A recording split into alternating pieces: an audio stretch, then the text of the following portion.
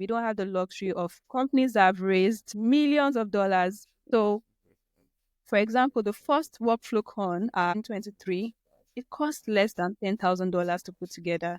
And so 6 months after WorkflowCon, I'm seeing that WorkflowCon influenced over 250 deals and brought in 6 figures in associated deal value.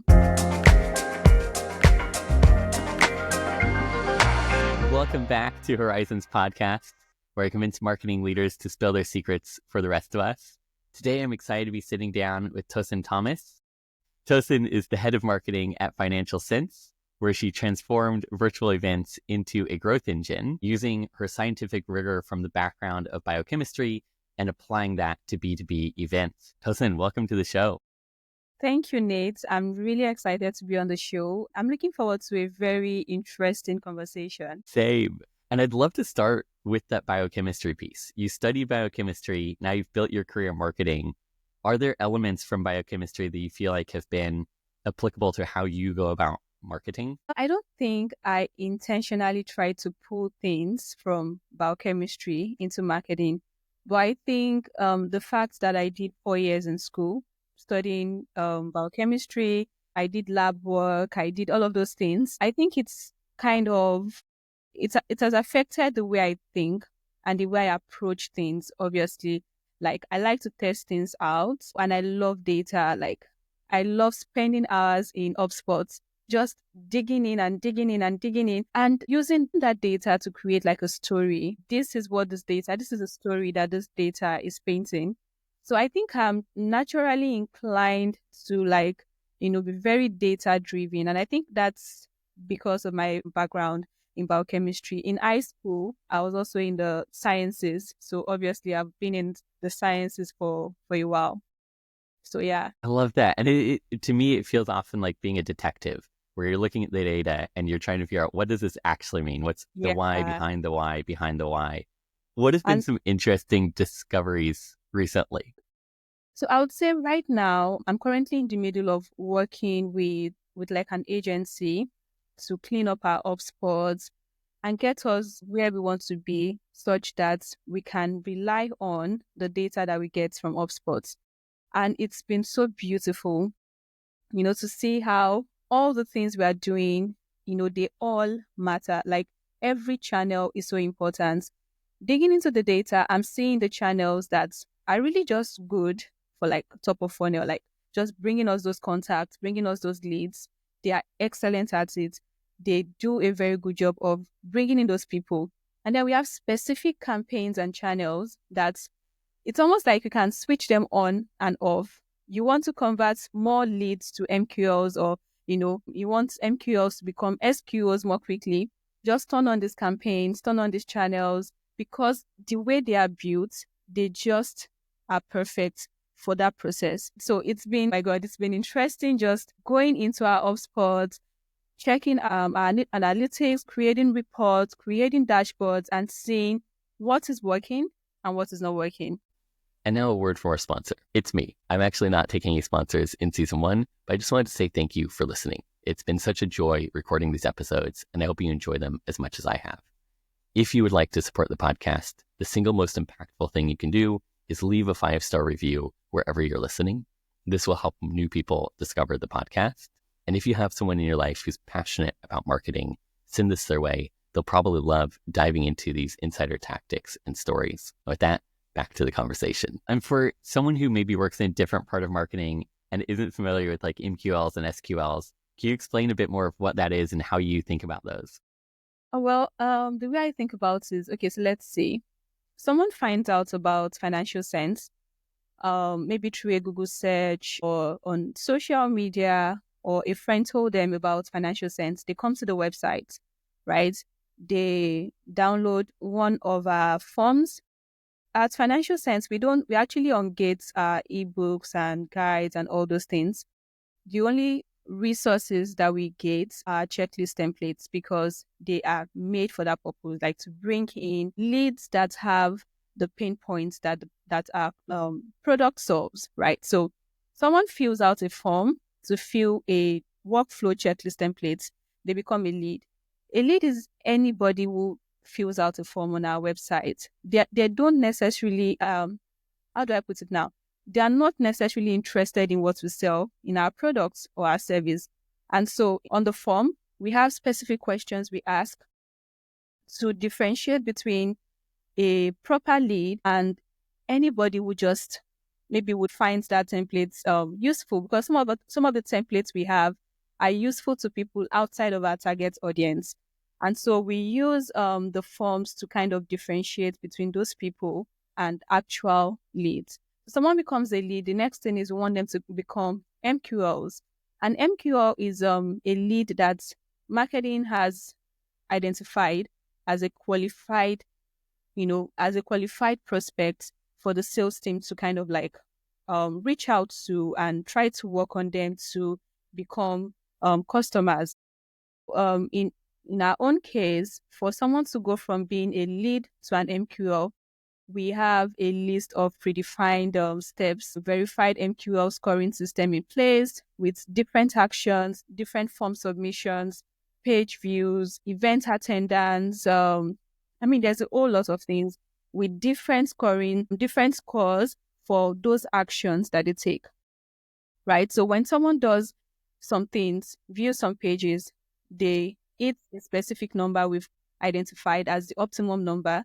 And then our MDR, who is a member of the sales team, goes in there and moves people to the SQO stage, which means the sales team has now identified these people as opportunities that they can work. So a deal is created automatically by HubSpot for those kind of people. The sales team begins to reach out to them.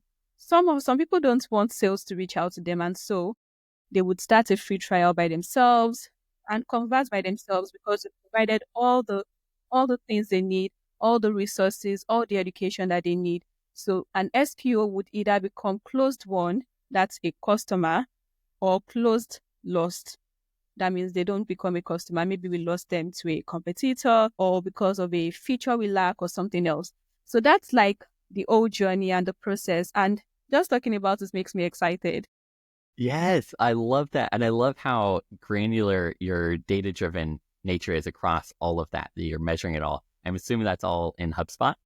That's all in HubSpot, yes. Going back to the very beginning, you mentioned that you don't gate a lot of your reports, so you don't have to like put an email in to get a report. Why did you decide to make your reports freely available? Yeah, because it doesn't show any intent. And, we just want to provide education to our industry. We just want to be the go-to hub for our industry. And so we only gate content when it's absolutely necessary and it shows a level of intent. While I mentioned earlier that downloading any of our templates does not necessarily mean you have intent, it's still a better indicator of interest than, say, downloading our annual reports or downloading our ebook on how to get 100 new customers in 6 months or something.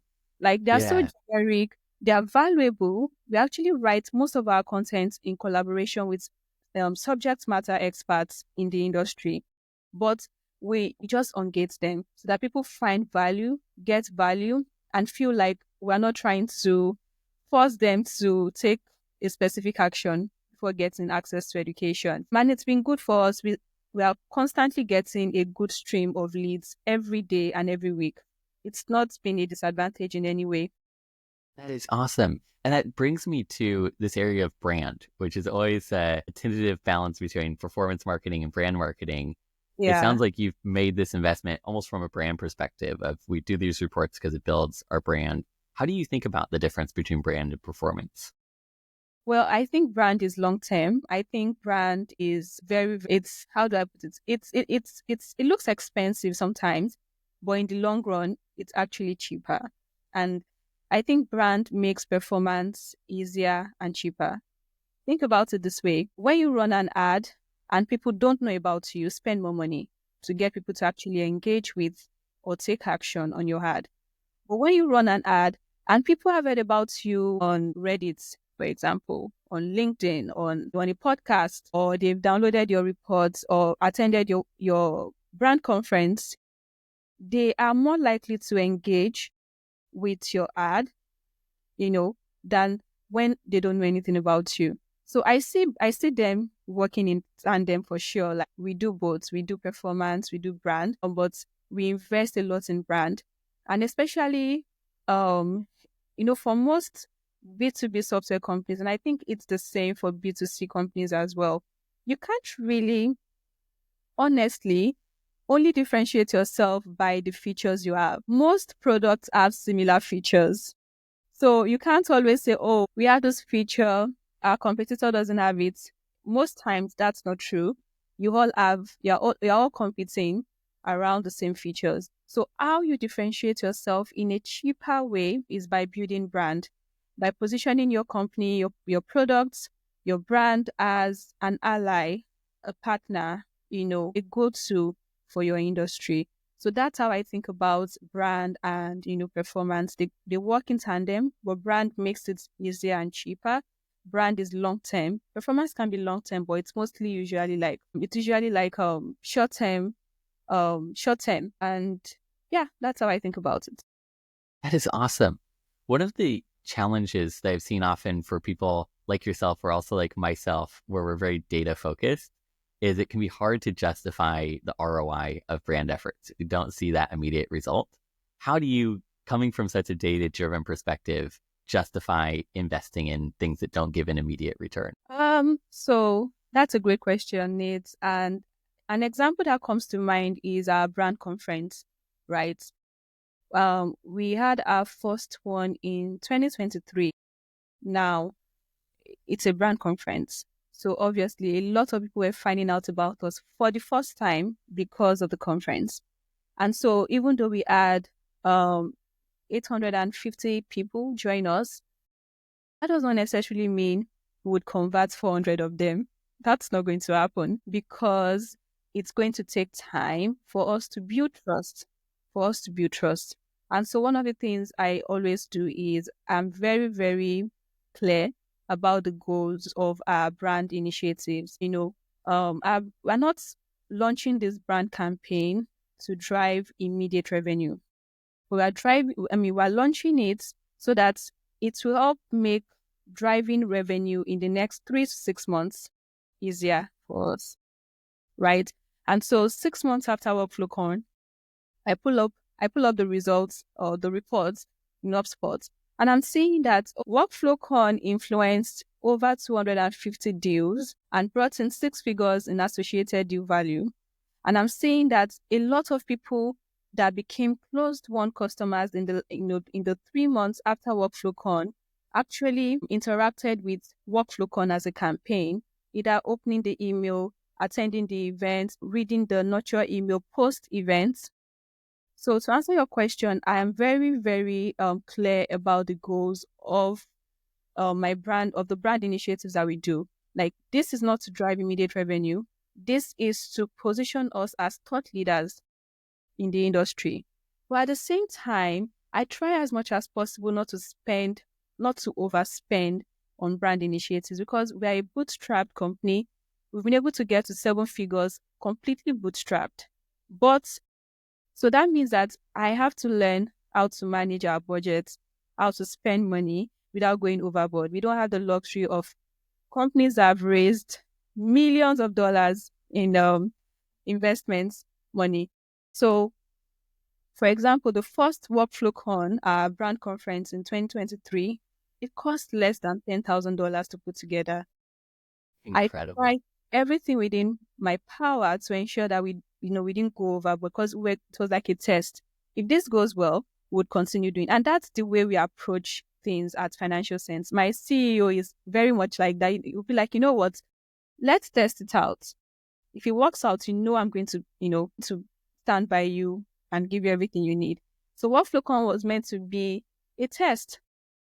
And it turned out really well for a very, very low amount. So I think when you have a combination of like showing proven results, not spending too much, especially when you're just starting out or trying new things, I think that really helps make things easy. That's amazing. And this was a fully virtual event, right?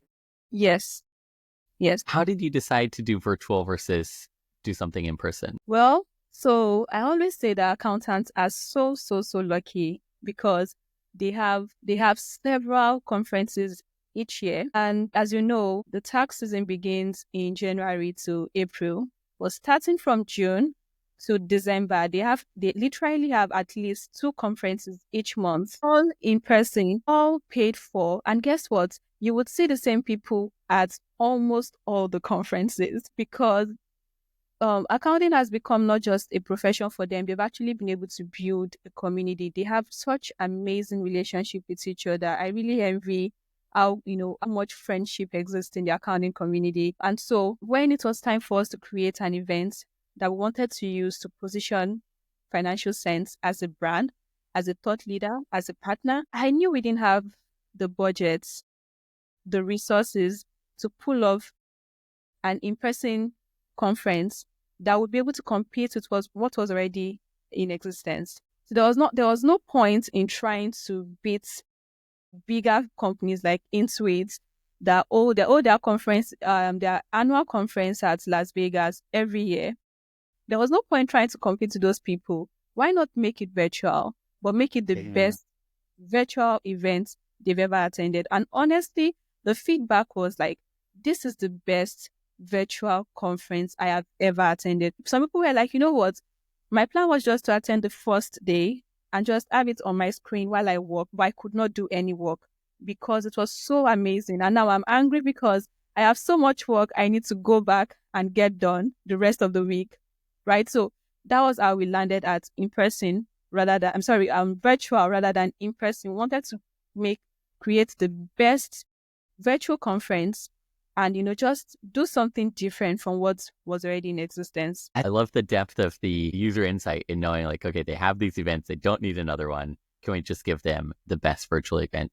And you were very creative in the things you brought. Like, I believe you had a workflow live roast where you'd examine people's workflows and identify what was going wrong with their financial workflows.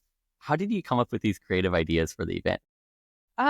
Well, so I would say that we have a team, in the marketing team, I'm so blessed with like really talented and creative people. The first workflow con, again, it was a test. So we literally just had sessions. But last year's workflow con, we introduced a lot of things. And that one of them was the workflow roast. So workflow roast is actually like a live event that we have every month, live on LinkedIn, Facebook, and X.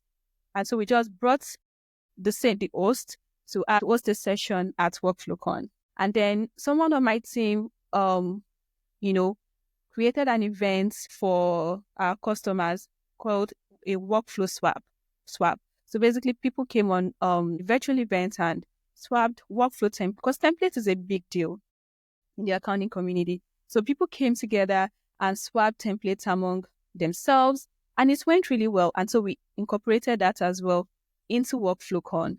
So we're just trying as much as possible to have multiple sessions outside of the regular, where you have someone speaking and everybody else is listening. And so that's how we looked at some of our best performing events and we tried to incorporate them. Another thing we did differently last year was the first WorkflowCon, everybody was in the same room per time, one session per time. Last year, we broke down our sessions by firm size because what we've seen is we have solo firms, meaning one-person firms, and then we have smaller firms, medium-sized firms, and large-sized firms. And the truth of the matter is that the pain points they experience are quite unique. The topics that a large 500 plus person firm will be interested in is different from what a solo firm will be interested in. And so we had multiple sessions happening at the same time for different firm sizes. And that was really, really impactful for people because they were able to join the sessions that were really, really going to help them get better. That's awesome. And from a speaker perspective, I was watching a little bit of, I think your 2023, and your first speaker, Don Broden or something like that, was awesome. So high energy, so enthusiastic. How do you find the right speakers for these events? So she's just incredible. I've met her in person a couple of times at conferences, and I just loved her energy, like very active, just people flock around her. Like literally speaking, she's walking and people are following her. Like she's just very, there's something about her. And so even last year, she was the first speaker again. And she's probably going to be the first speaker again this year because she just knows how to stir people up. Like, you need to get this done. And so in terms of like finding speakers, we are blessed in the industry with really amazing speakers, people that have they've differentiated themselves on specific topics. And so throughout the year, I'm constantly looking out for people like that.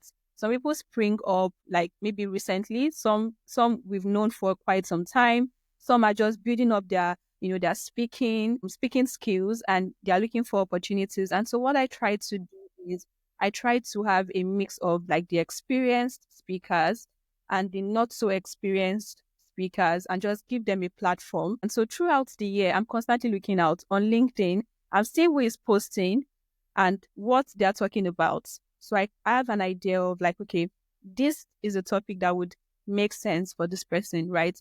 I'm looking at the in-person conferences. Who are the speakers speaking at those events? I'm checking them out. So when I'm finally ready to reach out to speakers for WorkflowCon, I just go back to my list of people that I was already put together throughout the year. And last year, another thing we did was we put out a call for speakers. So people could actually register to speak. And then we went through their applications and accepted some and did not accept some. So it's the combination of all of those things. That's awesome. How well did that work? When people applied for speaking, were there a lot of good speakers through that, or was it more through your outreach still? Oh, it was more through our outreach than people who signed up. And I think it's because we did not put that out on time. I think we put it out like really late, maybe 1.5 months to the conference. So this year we're going to give enough time so people can actually sign up.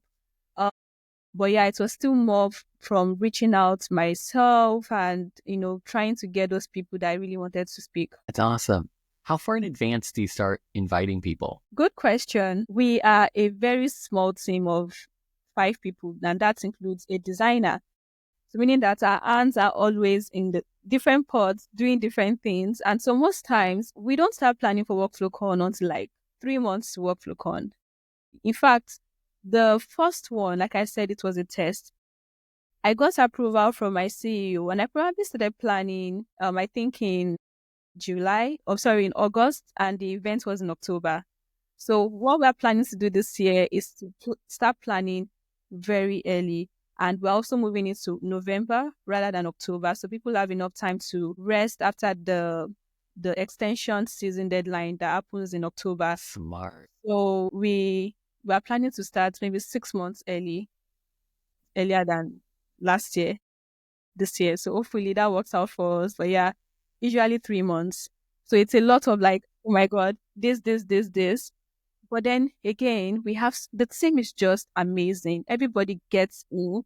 Everybody does what they should do. Our designer is incredible. She's like designing the landing page, creating the designs for the speakers. In fact, last year, even though we had just 3-4 months to prepare, we still did a creative campaign in preparation for WorkflowCon, where we the theme for last year's WorkflowCon was freedom to scale. And so we came up with a campaign to show what freedom means to the speakers. And so our speakers told us what freedom meant to them. And so we used AI to generate images of them in their elements of what freedom means to them. So we had some speakers doing arts and crafts. We had some speakers on flying in an airplane, traveling for a business meeting without being too worried about work. We had some on the beach. We just had different photos like that. And we had them post all those, and we used those photos to actually run ads to attract registrations for work. Smart. Yeah. I love that. Literally bringing dreams to life. That's amazing. Yeah. And for your events, I believe you've written that you have something like a 40 to 60% attendance rate, whereas the industry standard is more like 30%. How do you get so many people to actually show up at the event? Oh my God, that's the most difficult part. I always jokingly say that I think Some people actually register for events just for the sake of it. Because I don't understand why you would register for an event and not for a 2-day event and not show up, especially if you seem really interested. Anyway, so that's the difficult part. Like, oh my God, I still am in the process of learning how to improve that because I'd rather get that number closer to 70 to 80% show up than what we currently have. I mean, last year we had almost 1,600 people join us for WorkflowCon, so it was very good. Well, what we've done so far is so we have emails going out to registrants, say every 2 weeks as we get closer to the events. So in the emails, we try to like get them pumped up about the event and let them know the things they will get and the things they will miss out of by not attending. We also have we have gifts for people. So we're like, oh, if you attend the events, we have these gifts for like the top 5 most engaged attendees. And sometimes it's money. Maybe the first on the leaderboard gets a $200 gift card. So we're going to list out all of those gifts in the email, in one of the emails that go out. Another one is we tell them they won't get access to the resources if they don't attend live. And it's the truth. Smart. Because it's not just the recording, like it's not just the session itself, it's all the other things you get out of the session. Most of our sessions are so engaging and people are so willing to help each other out. You see people sharing their templates in the comments. You see people sharing other resources. The speakers also have additional resources like ebooks, templates, so many things. And so when you miss the live events, you miss out on all those things because the only thing we can do for you is to put up the video on YouTube for you to watch. We're not going to be attaching all of those things on on YouTube. And so we try to just use all of those extra incentives to make them show up. And then on day 1, we send out an email, like a recap of everything that happened and what they can look forward to on day 2. Lastly, the platform we use allows people to enter the events before the event begins to actually set up their profiles, connect with people, set up meetings, visit the different booths we have, all those kinds of things. So we open the event like a month before it actually happens. So people and we encourage them, go in, set up your profile, so that you can engage with people, you can meet new friends, you can meet new partners, blah, blah, blah. So those are the things we do. And then eventually people show up. That's awesome. That's awesome. And multiple prongs. I love here's some gifts if you come and are super engaged. Also, you're going to miss out on a bunch of stuff that we just don't post after the fact. That's incredible. I feel like for me, that would give me, especially the second one, because I would be the person who joins an event because I'm like, oh, I want the recording later. I'll join so I get that email later on. And then when I see, oh, I won't get it. Okay, fine, I'll join. The event. What do you use to host these things? Oh, we use an app, a software called AirMeet, AIRMEET. It's incredible. My God. I actually found out about them by attending another virtual summit and I loved the experience. I was like, this is different. And so we signed up and that's what we use. It integrates directly with HubSpot. It passes contact information from the platform to HubSpot. So we can see all the contacts, all the registrants, the sessions they attended, how long they stayed in a session. If they engaged with a poll, we can see it. If they downloaded a resource, we can see it. If they, whatever it is really that they did, we can actually track all of those things to add to our lead scoring to show how interested they are in the event. So yeah. That's so cool. It makes me want to organize a virtual summit. I don't even have a topic. That sounds like an incredible tool. How do you do events throughout the year? So you have this big event once a year, and then throughout the year you have, I think, monthly or even sometimes weekly events. How do you go about that strategy? So the way we approach events and the way I personally think about events is I see large events as very top of funnel. They are to build brand. They are to position your brand as a partner, as a go-to. And so I try as much as possible to make branded events very, very, very, very just focused on education. We just want to educate you and help you solve your problem. And, it's interesting how by focusing on that, some people actually get annoyed by that. They're like, you know what? I want to learn about your I want to learn about your product. I mean, we have sessions in like large events. We have specific sessions for people who are interested in learning about us. But the core of the large events is education. We just want to give value. And so I would rather have people complain that, oh, you're not putting your products front and center, than complain that, oh, I attended this event to solve my problem, but rather you are talking about your product all through. So we use our large branded events as top of funnel education, partnering with people in the industry that we want to associate with, just giving value back to the community, the accounting community. And then we have our monthly virtual events like webinars. And one of the things we've been trying to do is to be creative in the way we create our events. So it doesn't necessarily have to be a webinar. It can be anything. I always say that you can make any event, we can use any event type for any stage of the funnel. It doesn't matter. It's all about the goals we've set and the format within that event. So we have monthly events, and I call them Pinpoint webinars. So as a company, we have a product with specific features solving specific problems. And so we create webinars using those pain points in our titles, right? So, and then we have influential customers as guest speakers. So when you come on a webinar like that, they are teaching you how to solve that problem. It's showing you how they use financial sense to solve that problem. So we have those. We have those monthly. We also have another one called demo days. It's exactly that. Our head of sales does a walkthrough of the platform, different pricing plans, answers questions live, and the goal of that is to get people to actually convert. Because if you're attending a demo day event, you are just going to be sold to. Yes. So if you're attending it, then that's the goal, that you actually get sold to and you make a decision. And sometimes we'd have an offer on, events like that. Like, oh, if you sign up today, you get 10% off the annual plan, things like that. In fact, this year, our strategy is to have, instead of just workflow con, our plan is to have quarterly large branded events. So last year we had 2 large events, the Workflow Summit in July and then Workflow Con in October.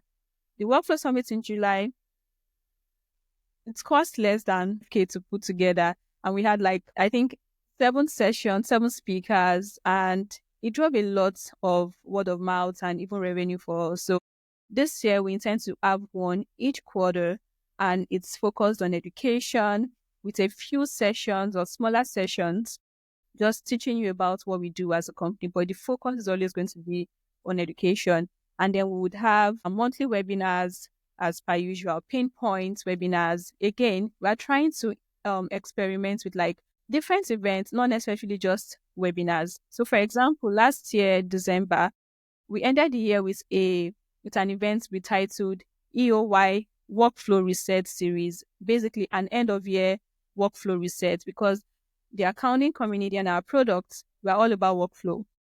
And so we had 4 different sessions, each session with an influential customer. They don't necessarily know that those people are customers, but they are influential in the industry. And so each session, the speaker would teach about a specific workflow and show them how to solve the problems they have, and obviously show how they use financial sense for that. And then the last session, we actually titled the last session Workflow Therapy. And it was basically a round table where everybody had their videos on. And it was all about just talking about your problems or workflow problems and helping each other out. So people were like, you know what, after tax season, can we have another workflow therapy, please? Because, it's just nice to be able to imagine as marketers we come together and we are all just bearing our hearts out. And it was not recorded. We intentionally did not record it because we wanted people to feel safe talking about those things. Some people complained about their customers Some people complain about, maybe finances and all that. Like, just wanted a safe space for people to talk, like group therapy session. And so we are trying to do the same thing this year. We're having a party this year, a virtual party. In fact, we have a lot of plans for virtual events this year, and I'm really, really excited. That's so fun. I love the experimentation of trying new formats and seeing what works. Yeah. And a lot of experiments. Yeah. How do you bring so many people to each of your events? I think you bring like 200 to 500 people each of your, even like the webinars. How do you bring those people? Well, we have a good email list size. I think we're at about 60,000 or 65,000 right now. So that helps. But I think it's also like being very strategic with like sending out emails. So for like our large branded events, we invite everyone in our email list, like everybody's invited. But for the smaller events, like the Pinpoint webinars, we try to send out invitations only to specific segments. So you seem to have shown some interest in maybe workflow. Maybe you have workflow issues that you want to solve. So we would invite you to a webinar on how to improve your workflow in 2025, for example. We also partner with other apps that serve the same target audience, but offer different features. And so we do that a lot. We partner with other apps, and that helps us to kind of like get their audience to register for our events. So, for example, last year, one of the sessions we had was by Dawn Brolin, and Dawn has something she calls a softball field that shows all the software solutions she uses to run her firm. And so what I did was I reached out to all the other apps on the field that she created, and I said, you know what, let's co-promote this event, right? And we're going to have Dawn talk about how she uses each of us in our workflow, in our company, in our firm. And well, everybody was interested in being a part of it. And so each app sent out an email to their list to register for the event.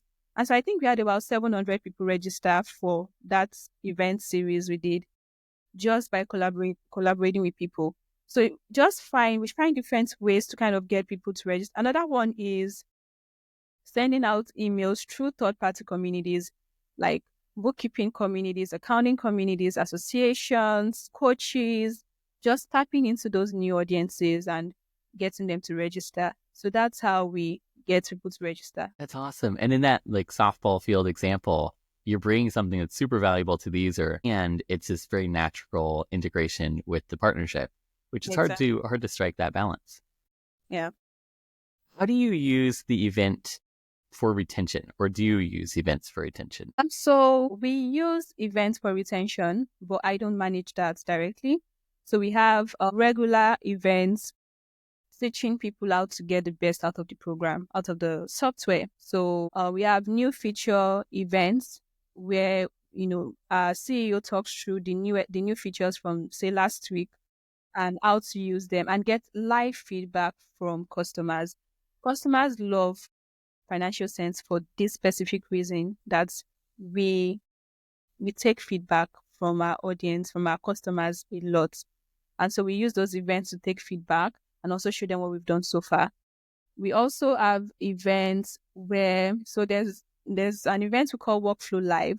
And basically a customer comes on to show people how they use Financial Sense to manage their workflow. And it's a live event on social media and on, an event platform everywhere.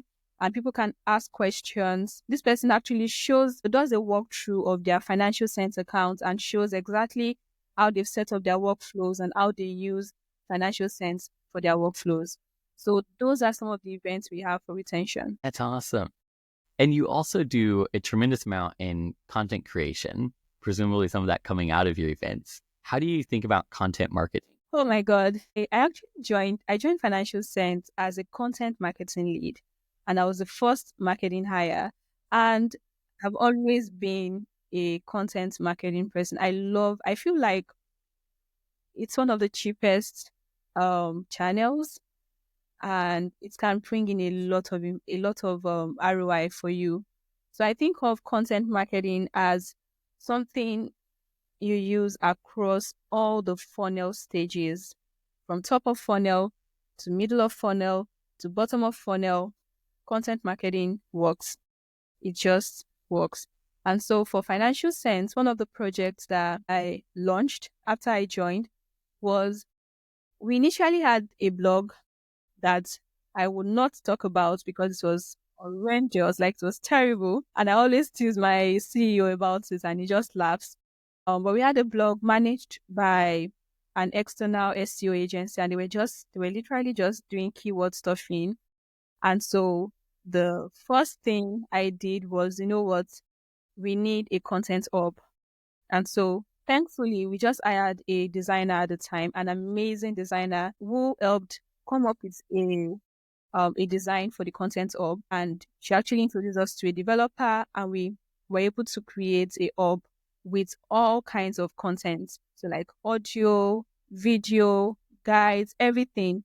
And one of the things I wanted to do with the content hub was for us to create topic clusters and be able to rank for certain keywords without necessarily doing any form of keyword stuffing. Just by writing so much about this topic and linking them all together, we just naturally show up for those keywords. And that's been what we see. We have an amazing SEO manager who manages our SEO and helps us in that regard. So I just see content as an amazing channel, very affordable, and you can use it to position yourself as a thought leader and as a go-to hub for your target audience. You can use it to convert middle of funnel people to customers. You can use it to bring in a lot of people to your website, I would say. And so I see content as just that all-rounder that every company, every brand should have in their toolkits for sure. That's amazing. And if someone is listening who's like, this sounds incredible, but also overwhelming, where do I begin? Where would you recommend they start? So, like I said earlier, I started at Financial Sense. I started at Financial Sense as employee. I started at Financial Sense as the first employee, first marketing employee, and I was doing everything myself for months. Oh my God. It was definitely a lot of work. Doing content, social media, events, everything. And so we quickly realized we needed some help, like bringing on new people. But the truth of the matter is, depending on the size of the company, you would know what roles you should hire as you go. But I think the most basic foundation that you need to get right is your strategy.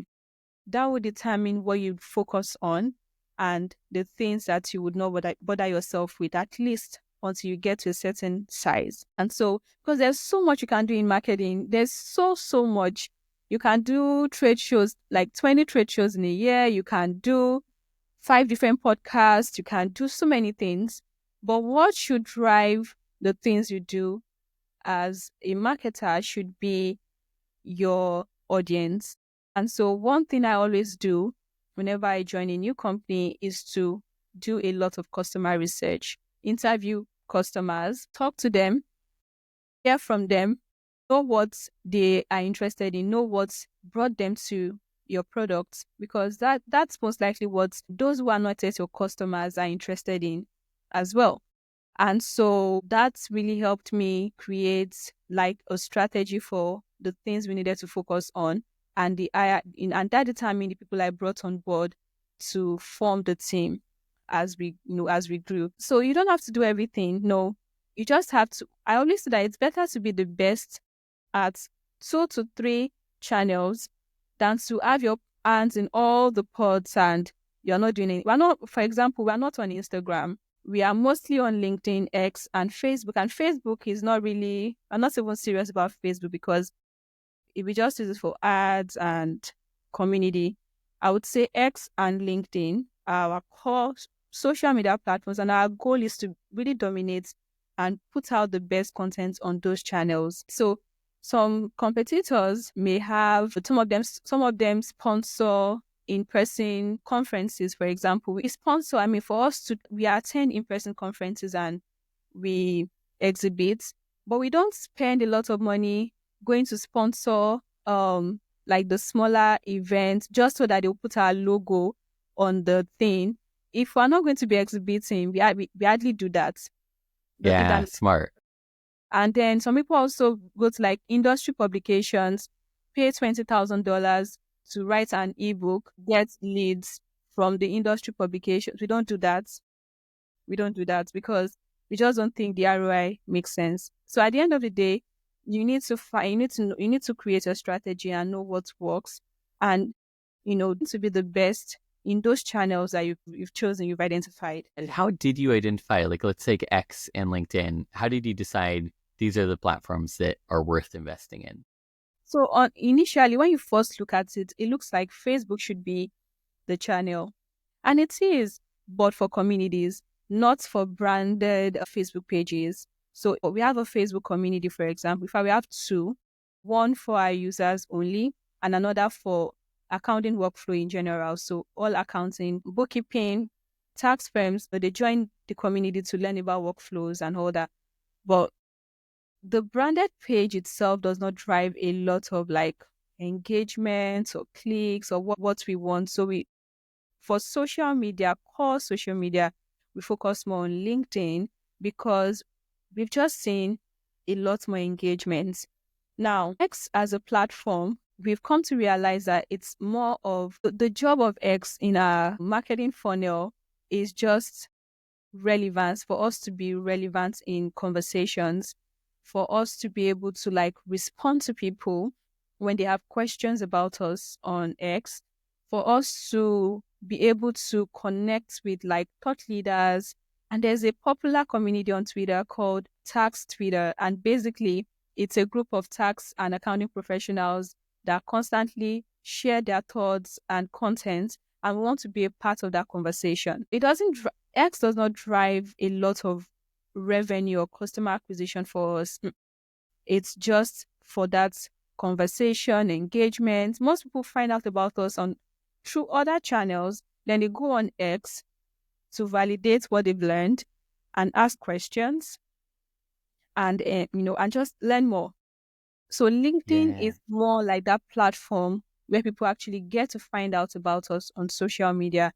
So we treat each of those channels differently because of the Yeah. different roles they play, right? LinkedIn, we're able to quickly discover that it's an amazing platform for us because we use self-reported attribution. And so people tell us when they start a free trial or book a demo, how they found out about us. And when you keep on seeing a social media platform coming up over and over and over again, you know that, okay, this platform is working for us. And so that's how we determined, what, we need to just stay on this platform and try as much as possible to create the best content. That's awesome. I want to go deeper on LinkedIn, but before we come back to that, attribution. You mentioned you have self-reported attribution. What's your philosophy around marketing attribution in general? I think obviously you can't track everything. You can't attribute everything. But I think as much as you can, you should. And especially as you grow in your career as head of marketing, I can't just go to my CEO and ask for a budget without showing some form of proof that, okay, this thing is working and we should up the budget on this platform, Yeah. right? It's one thing to test out a channel. It's another thing to now say, okay, we want to scale this channel. I can't scale a channel if I can't prove that it's actually working. And so I see attribution as a need to have. So we try as much as possible to track whatever we can track. Our events, whenever we send out emails through third-party communities to get registrations, we use UTM tracking links from HubSpot. We create campaigns for most of our campaigns, for all our campaigns actually in HubSpot, and add assets to those campaigns. Assets include emails, forms, lists, workflows, everything that we can add to help us track that campaign. Because at the end of the day, we want to know that, okay, working with this influencer, for example, is worth the efforts. Influencers are not cheap to work with, or that working with this third-party community is bringing us value. Even doing workflow con is actually worth the effort. So I think attribution is super important, and as much as possible, you should track, but you can't always track everything. And you see that in HubSpot. Sometimes in HubSpot, you have things like offline sources, and you will never be able to track what that means. And it's okay. It's okay. It's okay. You can put 1+1 together. Okay, maybe in April, we had higher than normal leads from offline sources. Oh, it was because we did something with maybe an app or with a community or something. So it's okay that you can't track everything, but as much as possible, I think it's important to track, and as a leader to be able to take that data and show the management. I remember last year, November, December, as I put together the result of all our marketing efforts for last year, and I presented it to our CEO, and it was just really amazed at how much value the team is bringing to the company. And that's because we're able to show, okay, this worked. And I was okay with saying, you know what, this did not work. And that's fine. We've learned our lesson. It means that we are not going to invest in that channel next year. Right. So, yeah. Which is also a wonderful learning to know, okay, we can rule this out. It's not for us at this time. Exactly. How do you post on LinkedIn? Are you doing more like snippets from a event that you've run, video, text? How do you create that content? Yeah, so our social media manager is really great at what she does, and I think one of the things that she's been able to nail is memes. So memes get a lot of eyeballs and conversations, and people share them on Reddit. And then because we track mentions across the internet, we are able to see, oh, a meme was shared in this Reddit community, and these conversations are happening as a result. So our content strategy on LinkedIn is a mix of employee, how do I put it now? Showing our culture as a company, repurposing existing content, so like our blog articles, our stories and interviews that we've done with accountants, our workflow con, podcasts, everything. I see social media, honestly speaking, and this is just how I think about it. I don't think we should be creating new content on social media. I think on social media should be a redistribution channel for all the content you already have existing. Now, repurposing or redistributing does not necessarily mean you put it exactly the way it was on the initial channel. You then need to repurpose. That's why it's called repurpose. You need to repurpose it for it to make sense for social media. So on LinkedIn, we, like you had mentioned earlier, snippets from our events, for example. Sometimes we convert a customer story into a carousel, but on our website, it's an article, or we convert a reading article into a video, so we just kind of try to we try not to create new content, like completely new content, other than our memes. For example, we have memes, we have employee spotlight and all that, but actual content, we just take what we have on our website, on our YouTube, all the content we have, and try to repurpose them. And we have a solid strategy behind our content on LinkedIn. We have content focused on demand generation. So all the questions, or let me say demand creation, all the questions that someone who is not even aware they have a problem, but they just know that something is not right somewhere, the questions they have. So we actually have all those questions, and then ideas of content pieces we can create, and existing content that we already have that we can repurpose to answer those questions. So we use our social media, our LinkedIn content to create demand a lot. Yeah. And do you post that more on a corporate account or on individual people's accounts, like the CEO or your account? So we are actually launching, or we are working on an employee advocacy program this year. So basically, we want to get more people on the team to post on social media. And so what you're talking about, we don't do that yet. But I mean, people naturally just do that already. We want to just put it on steroids now and make it really big. Because last year and the year before, we had a monthly prize for an employee that engages the most with our posts or even makes their own posts on social media. So each month, our social media manager would look at, okay, who are the people that reposted our content, liked our content, dropped a comment, or even posted their own. And then the top person would get, I think it's a $250 card just for doing that. And so the goal with that was to kind of encourage people to, put out content and also engage with our content. That is awesome. I love that way of engaging the whole company in the process. And you mentioned something in passing that I found really fascinating, that if you post a meme on LinkedIn, you're then able to track how it's been posted on Reddit and other places. What do you use to do that tracking? We use a software called Brand24. Brand24, it's a media monitoring platform.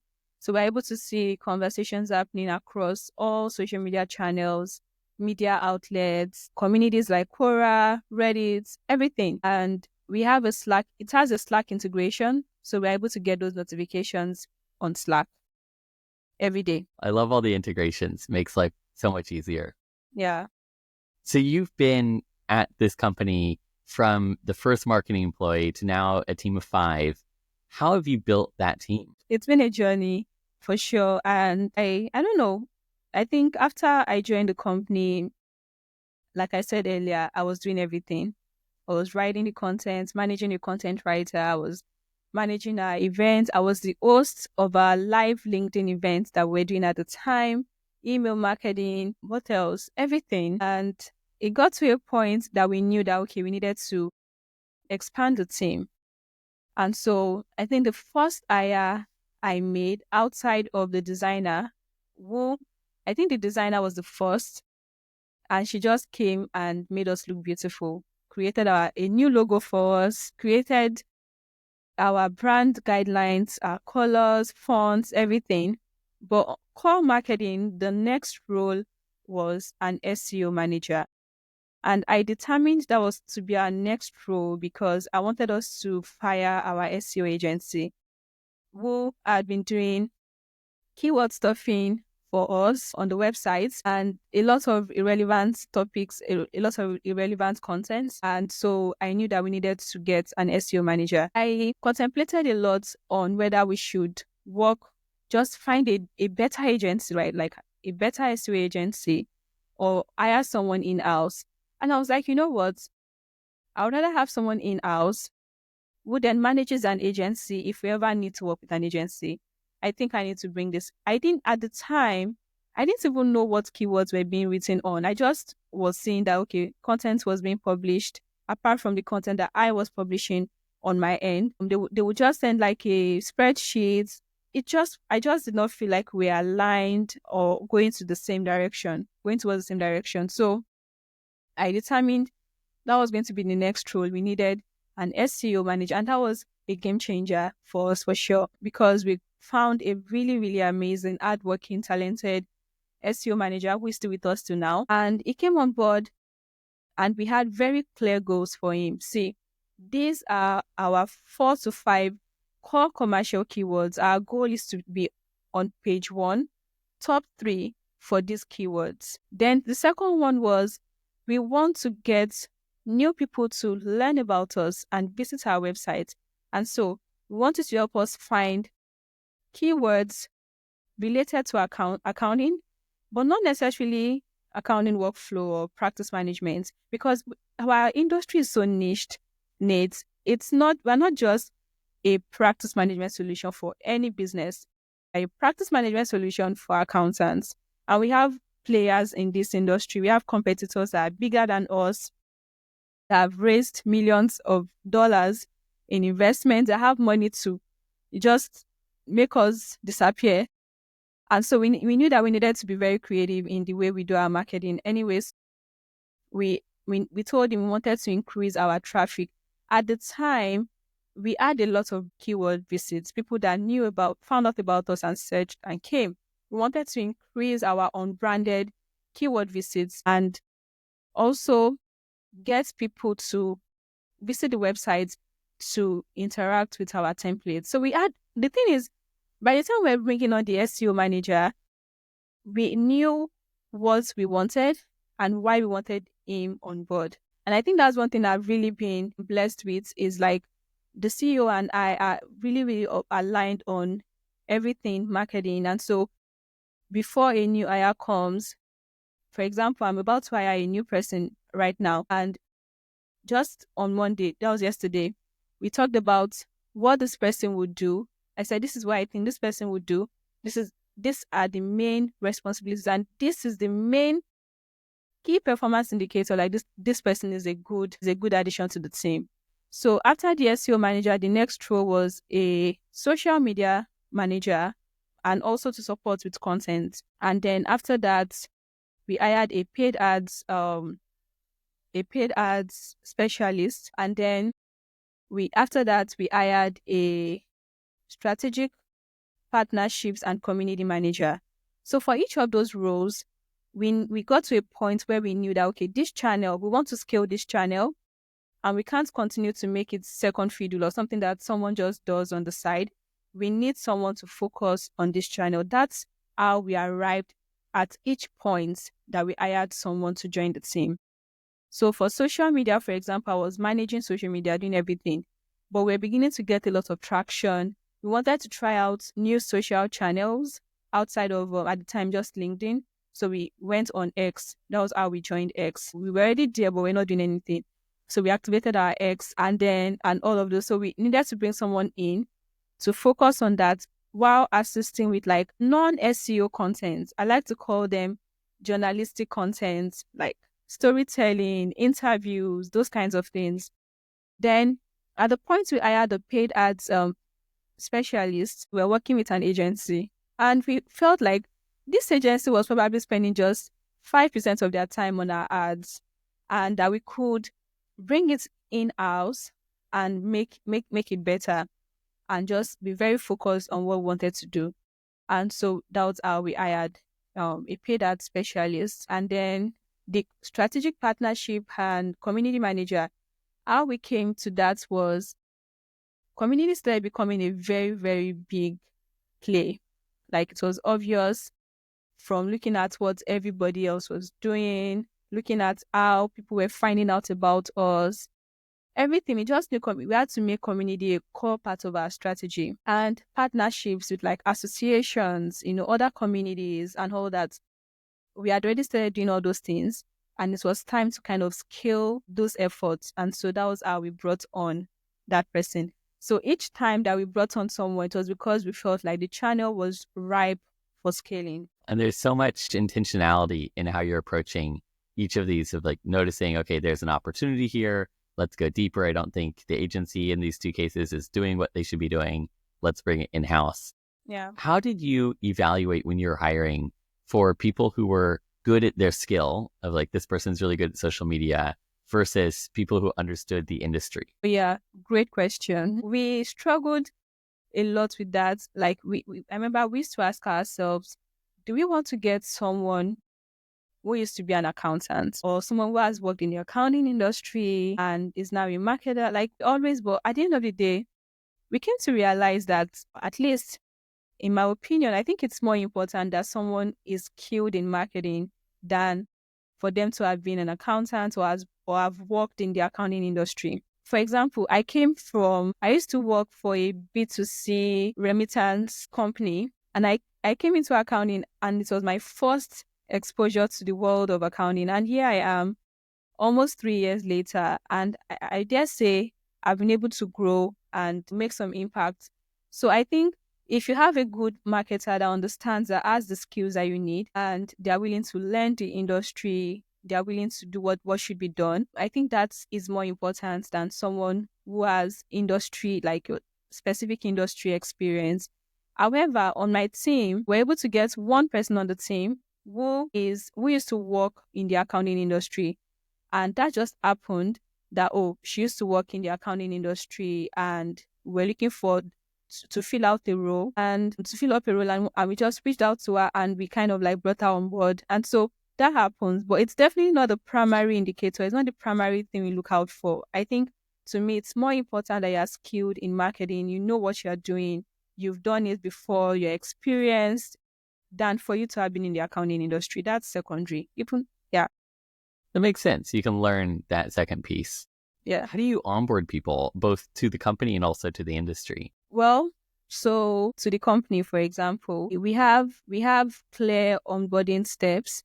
So for my team, I have multiple calls with them. I have a document that outlines all the important information, where certain documents live, including our brand guidelines, our strategy, more information about the company, customer interviews we've done in the past, recordings of, those calls, the transcripts from those calls, our customer personas, journey mapping, everything that you need to succeed, everything is documented. And so I have multiple calls with a new hire to kind of walk them through each of those things.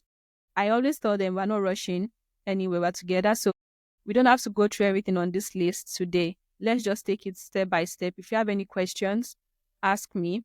And also after our call, I wanted to go back and, just think about everything we've discussed, go through the documents I've shared and try to get more by yourself before our next call.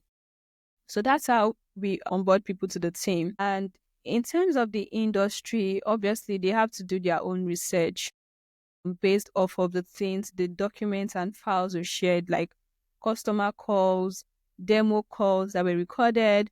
And so someone would have to go watch those videos and understand some of the language, some of the things, how people talk in this industry, how things are defined, the things that are important.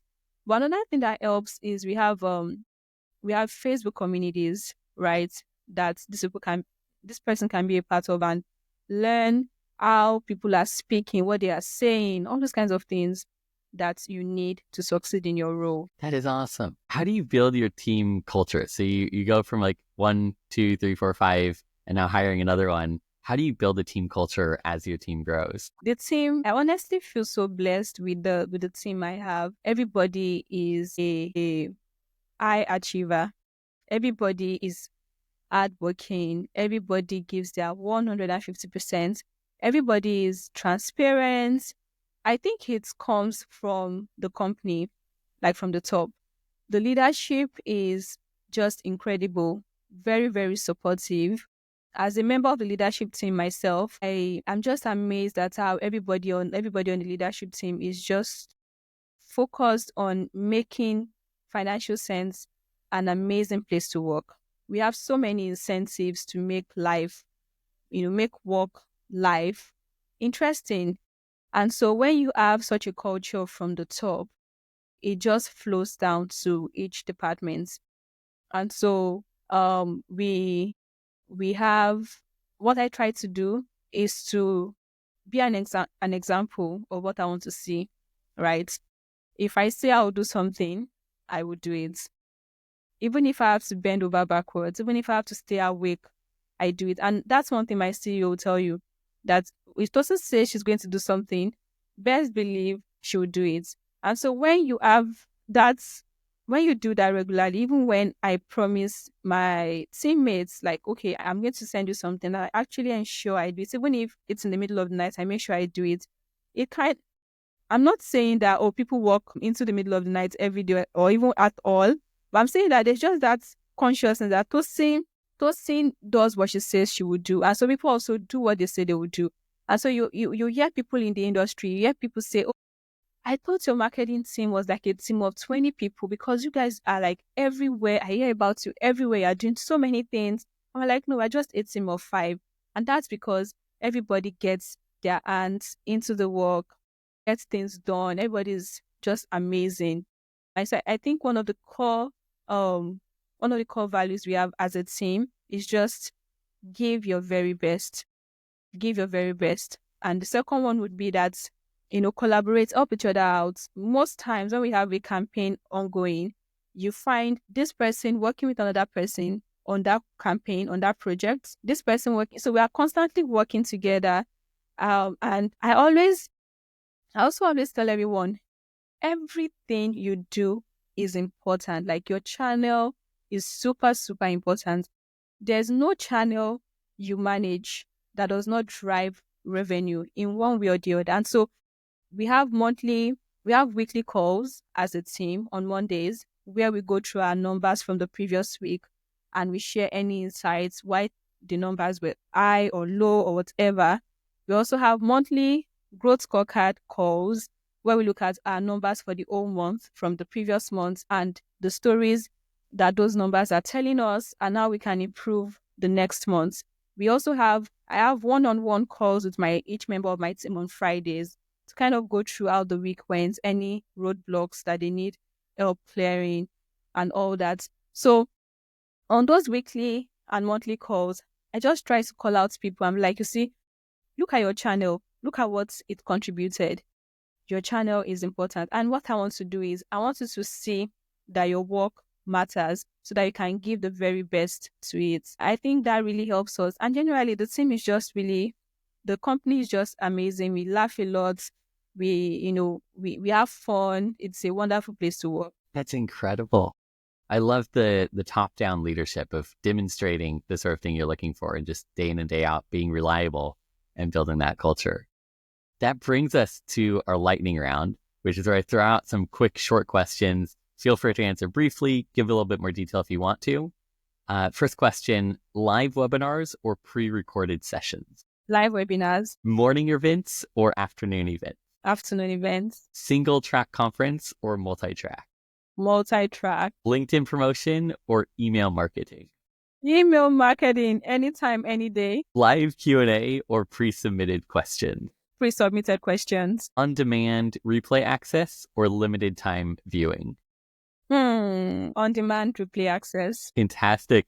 Well, thank you for joining this interview. Where can people hear more about you? Also, you can find me on LinkedIn, Tosin Thomas on LinkedIn, and you can subscribe to my newsletter called Virtual Events Lab.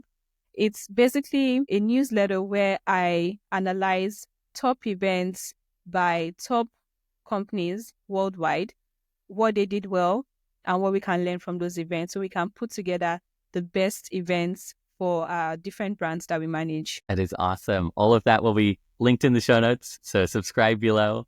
And thanks again. Really appreciate having you on the show.